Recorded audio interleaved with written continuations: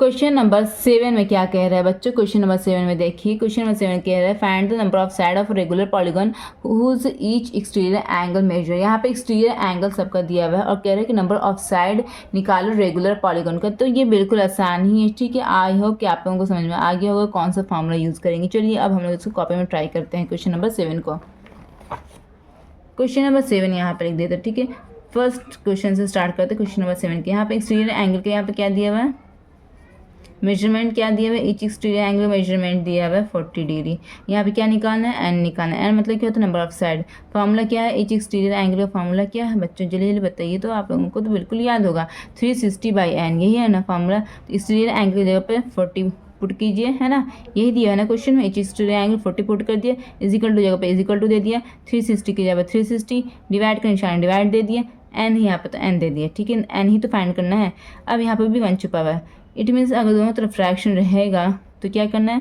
Cross multiplication करना है। It means इसके ऊपर से इसके नीचे, इसके नीचे से इसके ऊपर, ठीक है। तो अब यहाँ पर क्या करना है?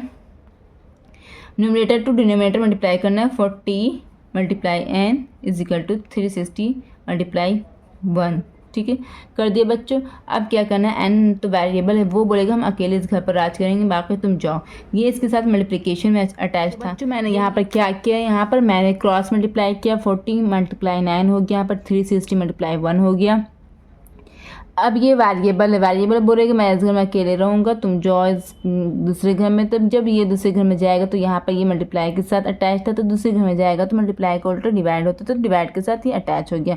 फिर यहाँ पे 1 0 से 1 0 कर दिया, 4 1 4 4 9 36 कर दिया, तो n इज इक्वल टू हो गया 9 मल्टीप्लाई 1 इज इक्वल टू 9, ठीक है। यहाँ पे नंबर ऑफ साइड मेरा निकल गया 9, यही मेरा आंसर हो गया है, ठीक है बच्चों। यहाँ पे क्या आंसर हो गया?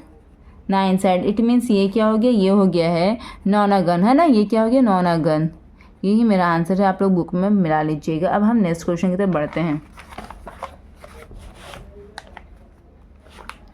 क्वेश्चन नंबर 7 का हम लोग क्वेश्चन नंबर 2 सॉल्व कर रहे हैं, जिसमें लिखा हुआ है ईच एक्सटीरियर एंगल का यहाँ पर दिया हुआ मेजरमेंट इजिकल टू 36 डिग्री दिया हुआ है और नंबर ऑफ साइड निकालना है, एन निकालना है। तो ईच एक्सटीरियर एंगल का फार्मूला होता है 360/n, ठीक है। यहाँ पे क्या दिया? 36 दिया हुआ एक्सटीरियर एंगल का मेजरमेंट। यहाँ पर इसकी जगह पर 36 लिख दिया, इजिकल टू 360/9। अकॉर्डिंगली हम लोग ने वैल्यू पुट कर दिया। अब यहाँ पे क्या? क्रॉस मल्टीप्लिकेशन होगा, ठीक है। इसके न्यूमरेटर से इसके डिनोमिनेटर, इसके न्यूमरेटर से इसके denominator, 36 multiply n is equal to 36 multiply 360 multiply 1, ठीक है। अब यहाँ पर n बोलेगा मैं इस घर में अकेले रहूँगा, तुम उस घर में जाओ। जब ये उस घर में जाएगा तो इसके साथ मल्टीप्लाई में अटैच है, तो उस घर में जाएगा तो डिवाइड में अटैच हो जाएगा। तो ये एज यूजुअल पहले की तरह लिखा रहेगा, ये डिवाइड होकर के नीचे डिनोमिनेटर में आ जाएगा। 36 मतलब 36 और 0। यहाँ पर n इजिकल टू हो गया 10 मल्टीप्लाई 1 इजिकल टू n का वैल्यू आ गया 10। इट मीन्स ये जो पॉलीगन का एक्सटीरियर एंगल का जो मेजरमेंट दिया हुआ था, ये डेकागन है। ये क्या है? ये डेकागन है। डेकागन मतलब जिसके वैसे पॉलीगन जिसके 10 साइड हो। यही आपका आंसर हो गया है, बुक में चेक कर लीजिएगा, ठीक है। अब हम क्वेश्चन नंबर 3 की तरफ बढ़ते हैं, क्वेश्चन नंबर 7 के, ठीक है। क्वेश्चन नंबर 3 की तरफ यहाँ पर हम बढ़ते हैं, क्वेश्चन नंबर 3 में बढ़ते हैं। यहाँ पर क्वेश्चन नंबर 3 में ईच एक्सटीरियर एंगल के यहाँ पर मान दिया हुआ है 72 डिग्री। और यहाँ पे एन फाइंड करने के लिए कह रहा है, तो ईच एक्सटीरियर एंगल का फॉर्मूला होता है 360/n। यहाँ पे एक्सटीरियर एंगल का वैल्यू दिया 72, तो यहाँ पर 72 पुट कर देंगे एक्सटीरियर एंगल की जगह पे, इजिकल टू 360/n, ठीक है। अब यहाँ पे क्या करना है?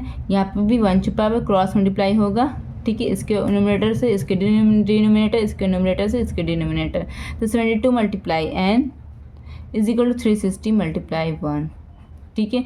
एन बोलेगा यहाँ पर हम अकेले रहेंगे, तुम जाओ उस घर में। जब ये उस घर में जाएगा तो यहाँ पर मल्टीप्लाई के साथ अटैच है, तो इस घर में जाएगा तो ये डिवाइड में आ जाएगा। डिवाइड में आ गया, ठीक है। अब ये क्या होगा? 36 1 36, ये 0 हो गया, 36 2 क्या होगा? 72 होगा, ठीक है। फिर 2 5 10, तो यहाँ पर n इजिकल टू हो गया 5 मल्टीप्लाई 1, n इजिकल टू हो गया 5। इट मीन्स ये जो पॉलीगन था ये पेंटागन था। यही आपका आंसर निकल गया है, बुक में मिला लीजिएगा बच्चों, ठीक है। अब हम नेक्स्ट क्वेश्चन की तरफ बढ़ते हैं।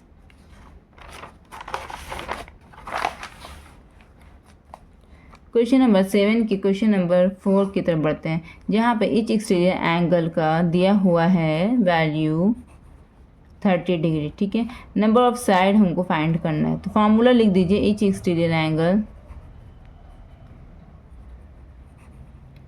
Is equal to 360 by n. ठीक, ईच एक्सटीरियर एंगल का वैल्यू यहाँ पे क्या दिया 30, तो 30 पुट कर देंगे is equal to 360 by n. ठीक है, यहाँ पर भी क्रॉस मल्टीप्लिकेशन होगा तो 30 मल्टीप्लाई एन हो जाएगा इज इक्वल टू 360।